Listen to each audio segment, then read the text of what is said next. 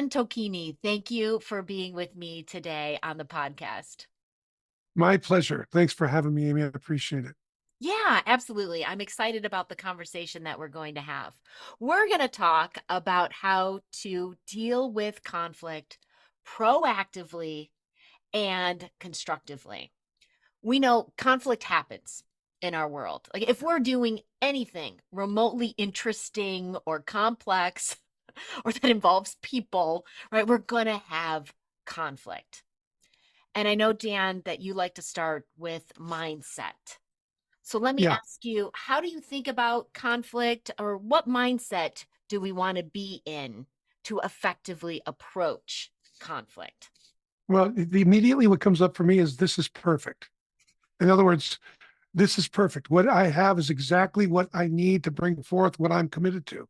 Mm-hmm. And so that's really the mindset that I come to it with because, look, we're all living out of some question.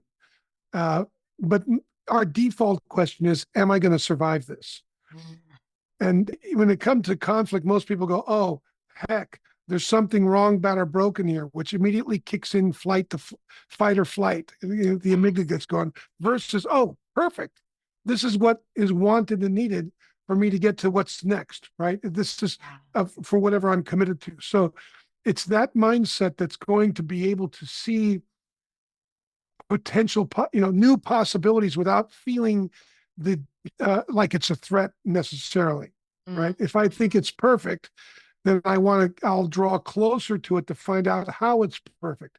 But if I think there's something wrong, bad, or broken with it, then and nobody wants to be around something that's wrong, bad, or broken. I'm either going to try to fix it or I'm going to try to get away from it. Fight, flight, follow, fool, or freeze. That's going to come up, and I'll be in a survival mind.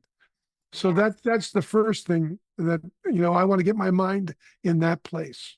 This is so important that you brought up how our brain works, Yeah. Dan, when it comes to conflict, because our brain's job, or at least the job it thinks it has primarily, is The, to protect us, to yeah, help to us keep you survive. alive.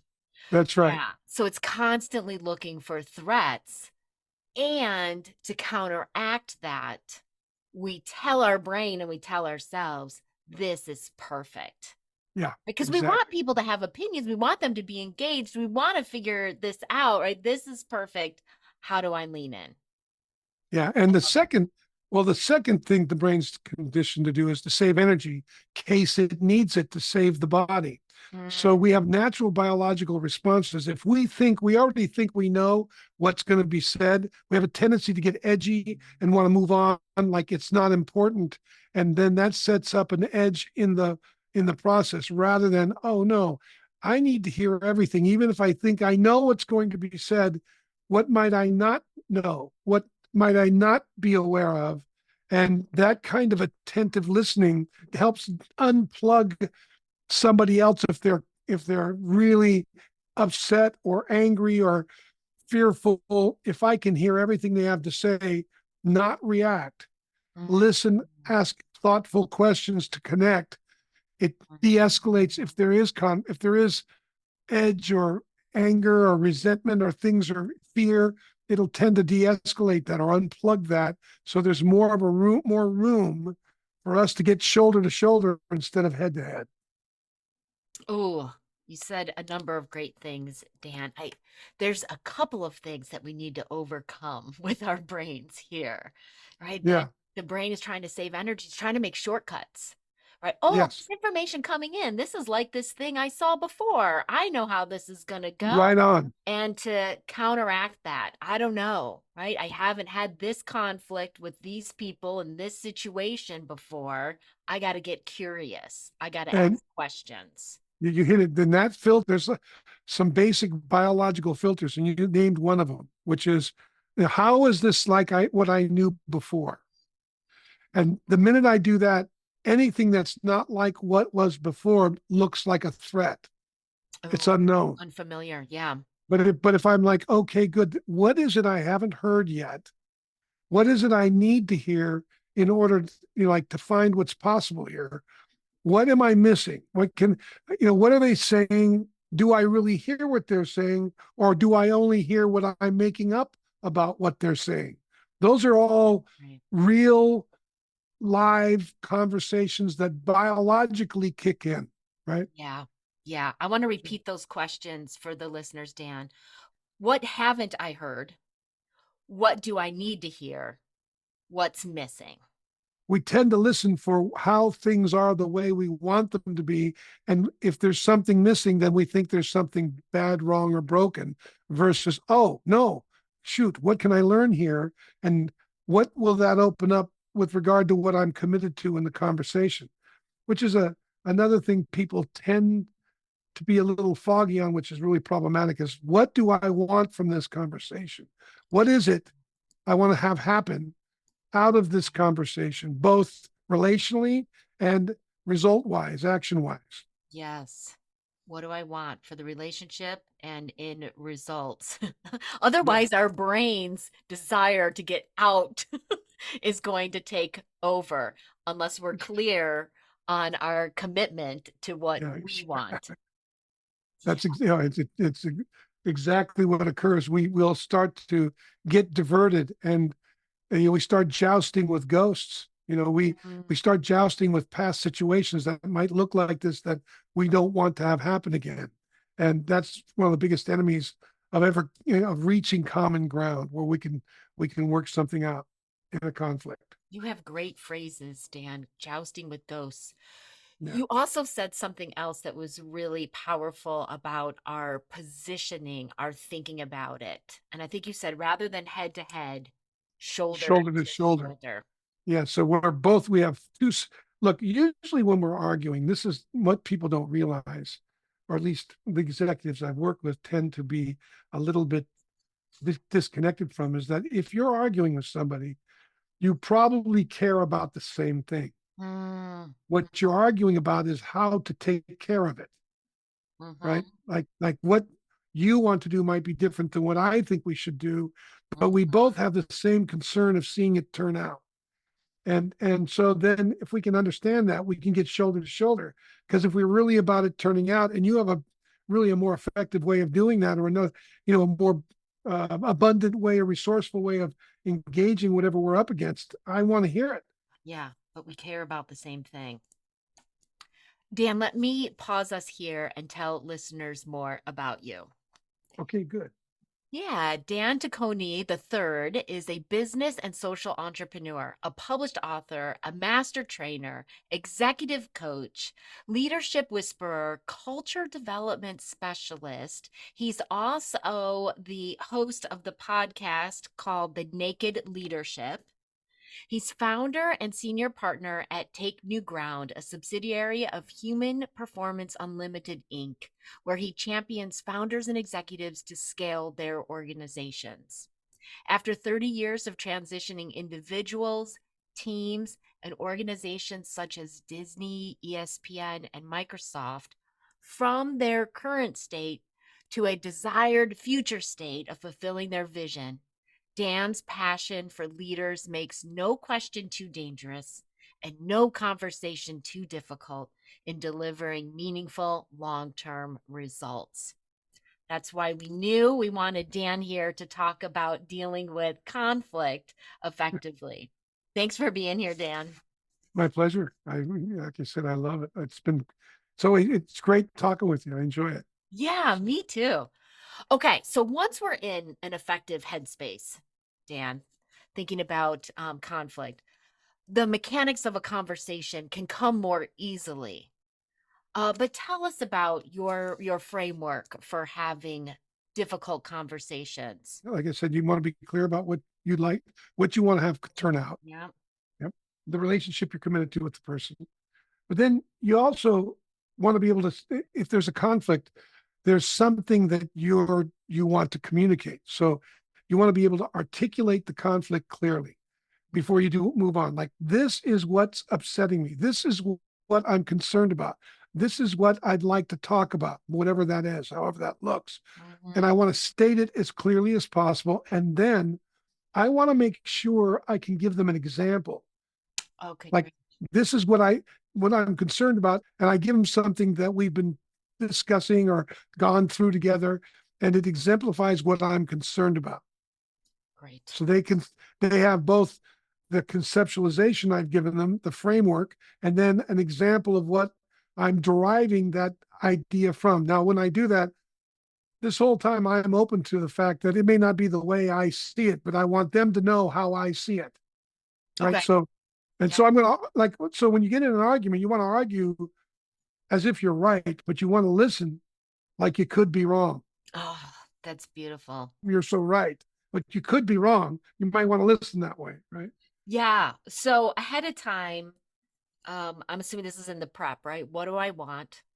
Relationship Yes. and This is result. all prep. Most people don't tend to prep well for a tough conversation because they haven't really thought about how to do it. They Mm, haven't really thought about what are some of the things I could be prepared for, so that when you bring your when I bring the conflict and you react, I can contain your reaction rather than be in reaction to your reaction. Right? That just becomes a vicious cycle of downward cycle that's going to drive us deeper into resentment or polarization, and it's not going to probably resolve the conflict. It's just going to deepen it. yeah, yeah. Dan, I want to make sure I have this clear for myself and the listeners. So we're preparing, what do I want? We're we're preparing to state our concern as clearly as possible. I'm Yep. assuming that's also as objectively as possible, As right? Like objectively, I don't that's right. I don't want to pepper that with superlatives and Exactly. You just want to say, this is in this situation, here's what it exemplifies. And I'll even say, look, I don't know what I'm making, if what I'm making up is true, but I want you to have lovely. access to it so you can help me understand what I could be missing. Oh, you're so great at this positioning, Dan. And then we've got our example.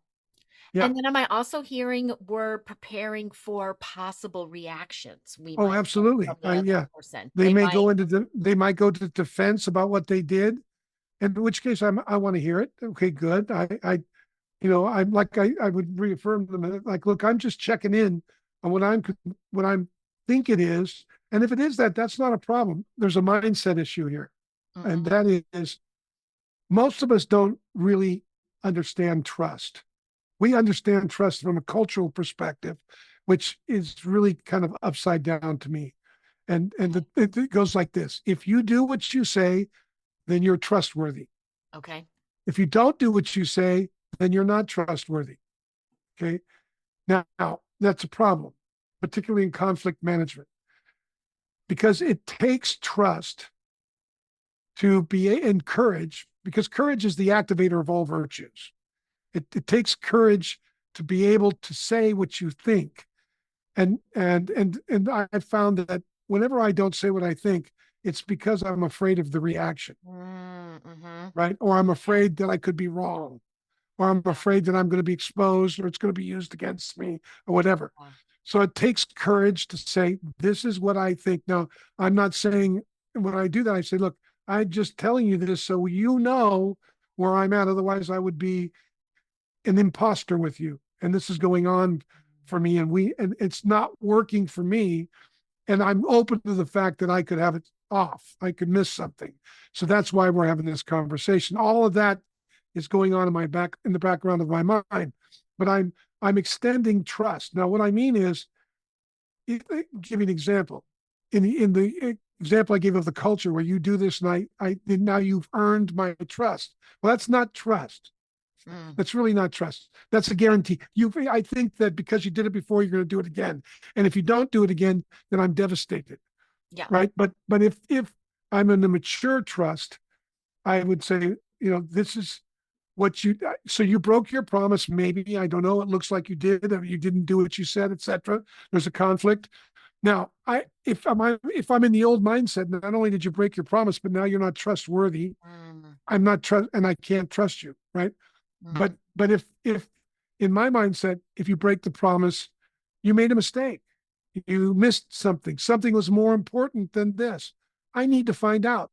The broken promise is a cry for a conversation, a call for a conversation to deepen our relationship. And I trust in you to have this inquiry to understand what's missing. And I maintain that as long as I can.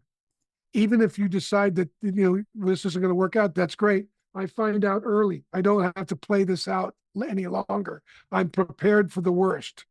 Mm-hmm. Right. So in my mind, I've thought before I've even gotten this conversation, I've thought, what's the worst thing that could have happened? And what would I do if that happened? Okay. Right. If you don't, that's part of the preparation because that takes a lot of my charge off of whatever I think I'm going to lose. Now Great. I have an alternative to whatever I want in this, and I'm prepared to support you if this isn't going to work for you to go further, go do what you got to do. I can still extend a caring hand. I can still care enough about you. You can see, even though I'm upset or disappointed, that it's not going to, basically, I'm still standing with you. And in fact, I'm Yes. looking to see how we can make this work together. Yes. Now, this is something I need to generate on my side. I have to manage my own mindset. And so if I can do that, I can, I can pretty much navigate any kind of emotional storm you might bring to the situation. Yes. Yes. Dan, I believe that we can talk about anything with Yeah. anyone, right? If we come with our intentions, right? Yeah. And we come with what do I want for the relationship and for the results, right? Assuming all of those are great, good intentions, then we can Yeah. talk about anything. And I do love this preparing for what's the worst thing that could happen. Because Yeah. often we hesitate and we avoid because, oh, this might happen or that might happen. Well, let's go there. Yeah. Let's say Let's they go there. do happen. And Well, there's, what would happen? All right. Well, I would experience disappointment. I might be hurt. There might be wasted time and work. And would I and survive what would I another do? day? But yeah. What else would I do? What other alternatives do I have? And it just de-escalates my fear.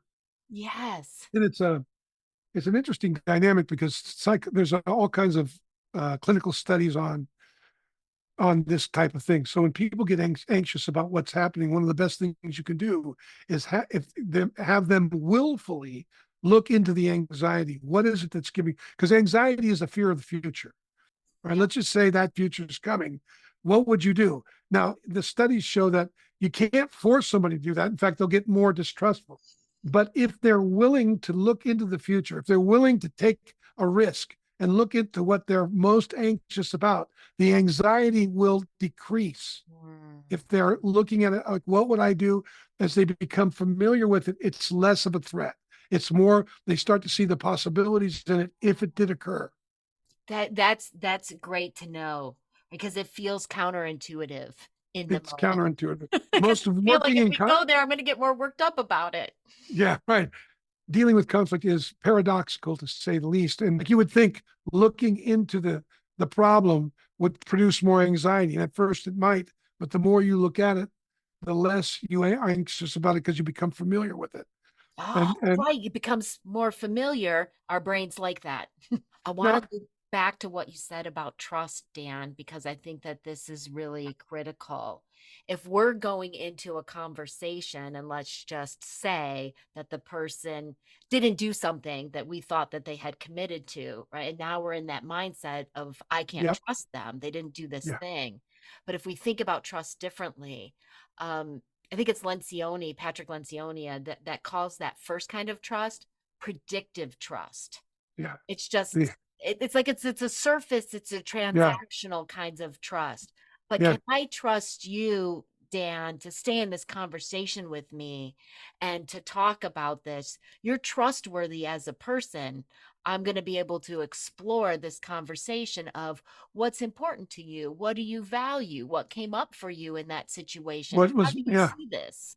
right, exactly. I'm going to get to learn a lot. And there's kind of three levels of trust that I've identified. Okay. One of them is naive trust, just the Okay. trust that a kid has, right? And a kid has with his parents.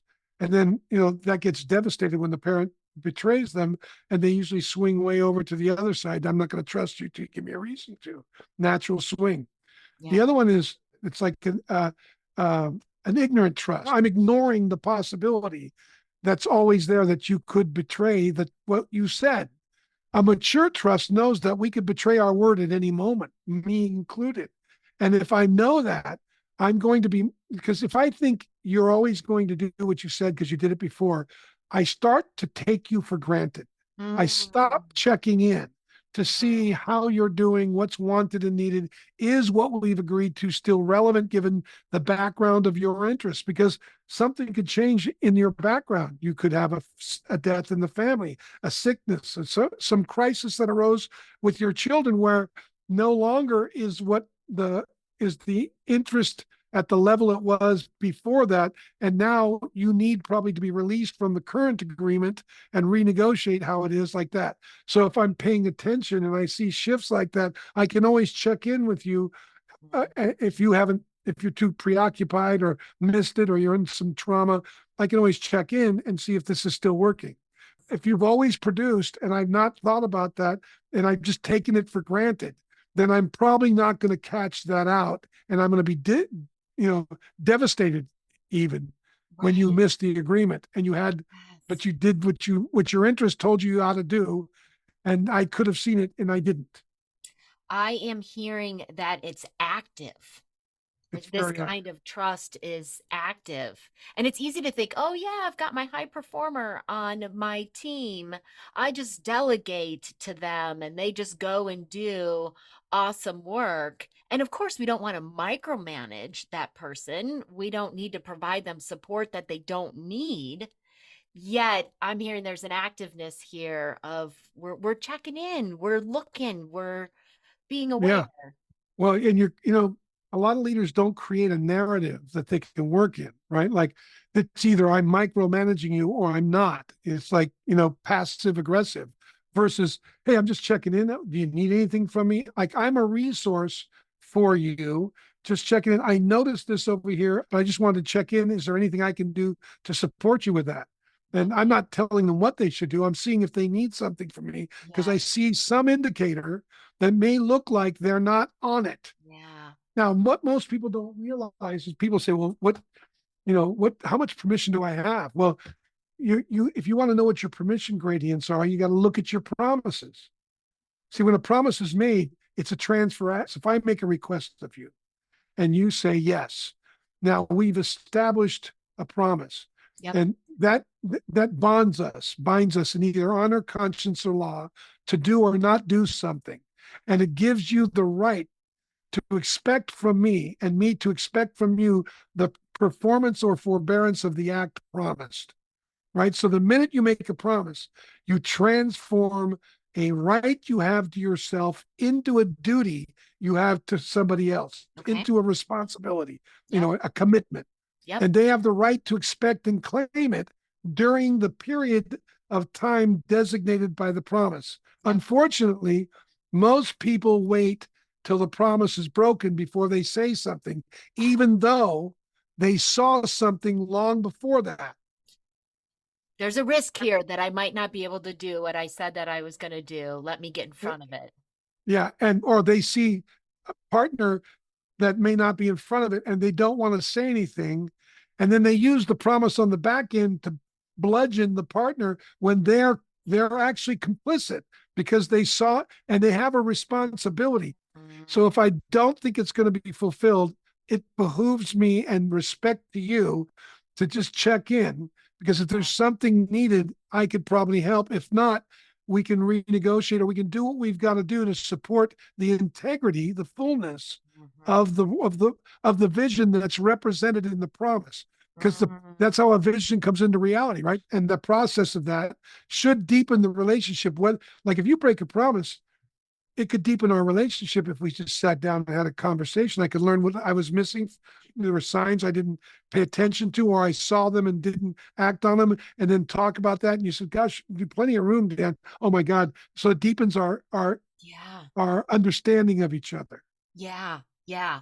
I imagine that many people do not think about agreements or promises in that way, Dan, that this is a shared responsibility. What a Yeah, powerful mindset. This is a vision that we have between the two of us, and we're both responsible for ensuring that we fulfill on it. because in the preparation for the conflict, one of the things we do after you're clear about an example, I tell them, look, and this is what I experience when I see this breakdown, like this conflict, I experience this. Yep, yep. It comes up for me, and then I act like this, and it doesn't help. And I can talk about my experience, because I can prepare to talk about how I've contributed to the breakdown. Hmm. Like these are some of the things I did or didn't do, ways I behaved that actually contributed to our breakdown, Yeah. which will help them feel, they'll feel good about that. It'll actually give them, it's like an invitation for them to look at how they contributed. Yeah, you're taking personal responsibility. You're using that I language. Yeah, and I'm taking responsibility for the vision, because what I'm learning from what I missed here is I could be more this way. I could do these things, and that would bring more. That would create the possibility of this thing being fulfilled in a greater way. And I see that now, right? Yes. So that Yeah. gives them an opportunity to hear that I'm looking at this from all angles. Yes. I am also hearing peppered throughout our discussion today is you being overt about process. Yeah. Not just jumping in and saying what you're saying, but saying things like, hey, I wanted to check in. Or I Yes. noticed this thing, and that's why I'm And doing I this. and I I'm don't know what here. it means. I don't know what it means, and I have some ideas, but I don't know. Tell me what you think. Here's my view, and it might Yeah, not be correct. Yet I want to let you know what it is. So yeah, all of that is process, right? yeah. Is All of it. explaining why you're saying what you're saying. And Yeah, I'm. that can help others bring their listening. Yeah. The meta conversation is, look, I'm committed to being hard on this problem, soft on you. I'm not looking to mess with you. I don't think this is personal. I believe you, I believe in you're in good faith. You're doing your best. I'm doing my best, but it isn't working out. So we need to really look at this, or at least it looks like it's not working out. Maybe we confirm that it is, and this is just part of the process. But I would be remiss and an imposter if I didn't say something now. Yes. Yes. Dan, I think you and I could go on and talk about this for the rest of the day. But I want to summarize what I believe are some invitations that you have Yeah, given to the Courage of a Leader podcast listeners, right? And one is to counteract what happens in our brains when conflict comes up by telling yourself, this is perfect. yeah, You've invited folks to prepare for conflict situations, discussions. What do you want? What is concerning to you? How do you state that as clearly as possible? How do you have an example? How do you prepare for the worst case reactions? So your brain gets a little more familiar and less anxious about those. You've also invited us to think about trust differently. Right. yeah, And trust is not transactional. Like, oh no, they didn't do this one thing. Now they're not trustworthy. Take your definition of trust up a level yeah. there. You can't learn without that kind of trust I'm talking about. All you can do is be right. And who wants to be right? Because you can be right and not have the result. Then you're just dead right. If I can learn something here, I can deepen the relationship. I can make a new offer. I can or Mm-hmm. I can resolve it, or I can complete the relationship and say, okay, we're not going to go any further, and do it cleanly, because I'm clear about what won't work for me and what won't work for them. So Yeah. that the trust conversation is a meta conversation. It's a way, because there's no need to go. If you're not willing to learn, don't go into a conflicted conversation, because you're just going to polarize it even more. You're just going to be there to be right about your perspective, and Yeah. that isn't going to help it. Yeah. That was another invitation for us, right? Listen like we could be wrong. That's right. Right. And add in more of that context and those um sentences about process and Yeah, why we're saying what we're saying, why we want to discuss what we're inviting the other person to discuss. And you gave us a lot of invitations in this conversation today, Dan. The other one is to recognize uh, that we have responsibility in any agreement, even when it's the other person agreeing to do something for us, for the team by the end of the week, whatever it is. yeah, yeah. I like, because I have a responsibility to make sure they're prepared, set up to win for what I've asked them to do, what they've said they do. And then, in the preparation, like I said, you want to be able to be clear about your responsibility in it, like we just talked about. And then one of the things that I found very effective is to give the person an idea of what I see, what this relationship's going to become. If it continues the way that it is, Mm. we're going to end up more conflicted, or this is going to happen, or we're going Here's to what's lose at that. stake. Yeah. Yeah, yeah. So what's at stake here? It's at least what I think's at stake if we don't get this corrected, and then they can pipe in on that too. But I want them to know what's going on for me all the way down the line. And then Yeah. I, at the very last thing I do is whether we resolve it or not, here's where I stand. Okay. Here's what I'm committed to. And that could be, look, I've had situations where I said, look, whether we resolve this or not, I'm committed to you. Or I could say, whether we resolve this or not, I'm going to let you go. But we're going through this. So there's a good learning that goes on both for me, so I can learn from them. But I want them to learn from me as well about what worked and didn't work for me. And if I'm letting them go, because that they're going to go into another situation and can find themselves again. And I had a guy come back to me after 5 years. We had a conversation like this, and I let him go. Yeah. 5 years later, he came back. He said, I want to thank you Mm. because what we talked about, and I was pissed at you because you fired me and I didn't like the conversation. But he said, I learned a lot about a pattern I wasn't aware of in my life. And I didn't realize it was a pattern until after we had the conversation. And I got fired from my next job for the same thing. Mm. And I realized, you know what? That's what Dan was asking me about. That's what we were talking about. And this guy didn't even say it, but I could pick it up because I'm the constant in the situation.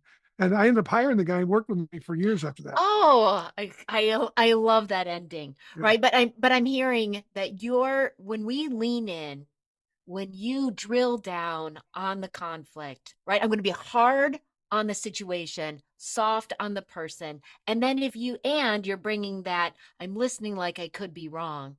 If we Yeah. authentically do that, then we Oh, could be really clear if it doesn't work for us and it is time to part ways.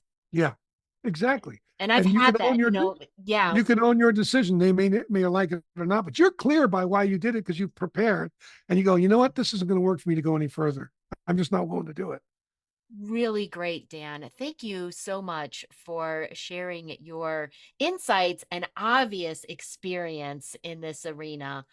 Conflict happens, It right? does. And you gave us a lot of mindset and conversational tools that we can bring to bear. Thank Well, you so thanks for much. having me.